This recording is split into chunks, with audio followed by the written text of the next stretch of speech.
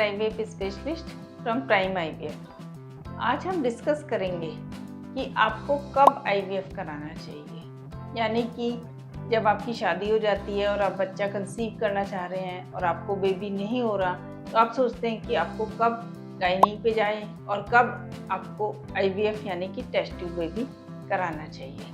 तो आपको इस सब चीज़ों के लिए 5 बातों का मेनली ध्यान रखना है। सबसे पहले एज।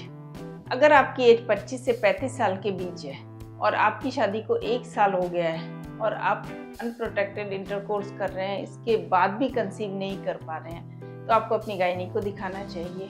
और इसके बाद आप 2 या 3 साइकिल नेचुरल ट्राई कर सकते हैं, 3 साइकिल आईयूआई ट्राई कर सकते हैं। इसके बाद भी आपको कंसीव नहीं हो रहा है तो आपको फिर आईवीएफ यानी कि टेस्ट ट्यूब बेबी पे जाना चाहिए। परंतु आपकी एज अगर मोर देन 35 है तो आपको 1 या 2 महीने ही नेचुरल ट्राई करना चाहिए।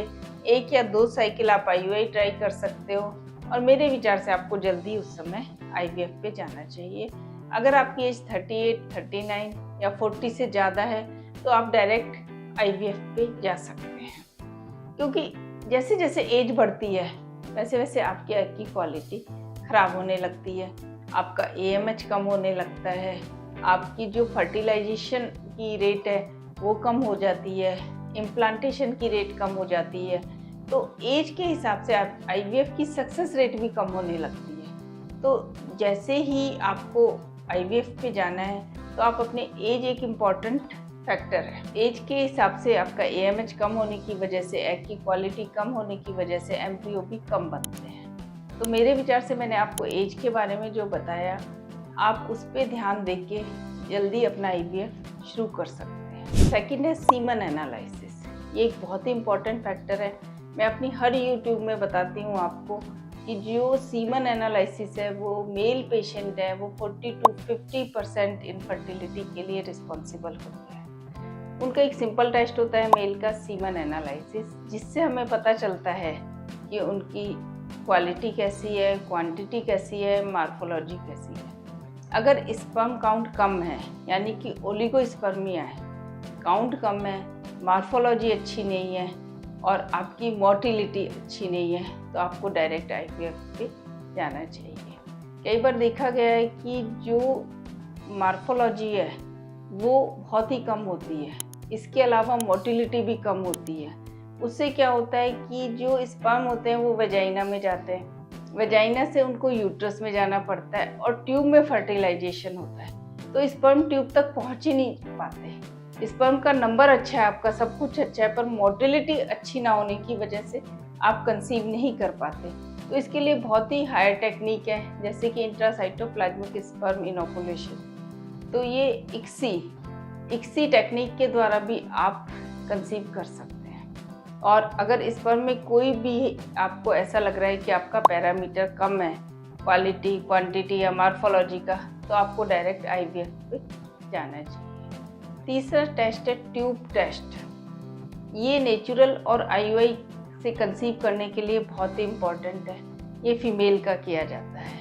ये एचएसजी या सोनोसल्पिंगोग्राफी के द्वारा किया जाता है। इसमें क्या होता है, हम ट्यूब देखते हैं। जैसे कि आप सब जानते हैं 2 ओवरी होती हैं, 2 ट्यूब होती है, यूट्रस होता है। हर मंथ ओवरी में एक एग बनता है, जो रिलीज होता है वो ट्यूब में आता है। नीचे से वेजाइना से, जैसे मैंने अभी आपको बताया, स्पर्म जाते हैं, फर्टिलाइजेशन ट्यूब में होता है और उसके बाद इम्प्लांटेशन जो होता है वो यूट्रस में होता है। अगर आपकी ट्यूब बंद है तो ना तो स्पर्म एग तक पहुंच पाएगा, ना ही एग ट्यूब से यूट्रस ट्यूब में आ पाएगा। जब फर्टिलाइजेशन ही नहीं होगा तो आपकी कंसीव होने के चांस ही नहीं रहेंगे। तो जैसे ही आपको पता चलता है कि आपकी ट्यूब ब्लॉक है तो आप सीधा आईवीएफ पे जा सकते हैं। चौथा है डाइट। डाइट एक बहुत ही इम्पॉर्टेंट रोल अदा करती है। हमेशा आपको अच्छी डाइट लेनी है। जंक फूड जैसे कि पिज़्ज़ा, पास्ता, बर्गर, ये सब चीज़ें, मैदा से बनी हुई चीज़ें नहीं लेनी है। फ्रेश वेजिटेबल्स, फ्रूट्स ये लेने हैं, क्योंकि अगर ये नहीं लेंगे तो आपके कई बार क्या होता है, हार्मोनल इम्बैलेंस हो जाते हैं, आपको पीसीओडी की प्रॉब्लम हो जाती है। जब आपकी हार्मोनल इम्बैलेंस हो जाते हैं, पीसीओडी हो जाती है, कई बार आपका एग नहीं बनता है, ओवुलेशन नहीं होता है या एग बनता है तो वो सिस्ट में कन्वर्ट हो जाता है।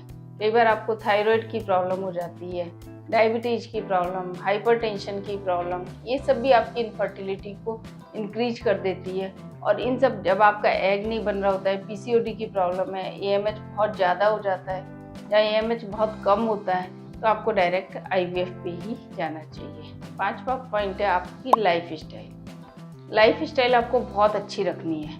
आजकल क्या है, यंग कपल्स या जो भी कपल्स हैं उनकी बहुत हेक्टिक लाइफ है।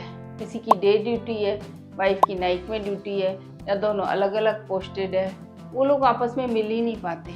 जब वाइफ का ओवुलेशन होता है तो पता चलता है कि हस्बैंड अपने काम में बिजी है, या फिर 2-3 महीने हो जाते हैं उनके आपस में इंटरकोर्स नहीं हो पा रहा होता है। तो ये सब चीज़ें जो होती हैं जो उनकी इनफर्टिलिटी को बढ़ावा देती हैं। अगर वो अपनी लाइफ स्टाइल में कुछ चेंज नहीं कर पाते हैं, या मतलब ओवुलेशन के टाइम पे मिल नहीं पा रहे हैं और आगे वो जानते हैं कि 1-2 साल तक हमारा यही लाइफ स्टाइल चलना है, हमारा करियर इसी पॉइंट पे चलना है, तो वो डायरेक्ट आईवीएफ पे जा सकते हैं। मेरे विचार से आप अगर 5 बातों को ध्यान रखेंगे, जैसे कि आपकी एज, आपके हस्बैंड के स्पर्म, आपका ट्यूब टेस्ट, आपका हार्मोनल इम्बैलेंस, आपकी डाइट और आपका लाइफ स्टाइल, इन सब चीज़ों को ध्यान में रख के आप डायरेक्ट आईवीएफ पे जा सकते हैं। इससे अलावा भी आपको कोई क्वेश्चन पूछना है या आप कोई सजेशन चाहते हैं तो सजेशन बॉक्स पे जाके मुझसे पूछ सकते हैं। धन्यवाद।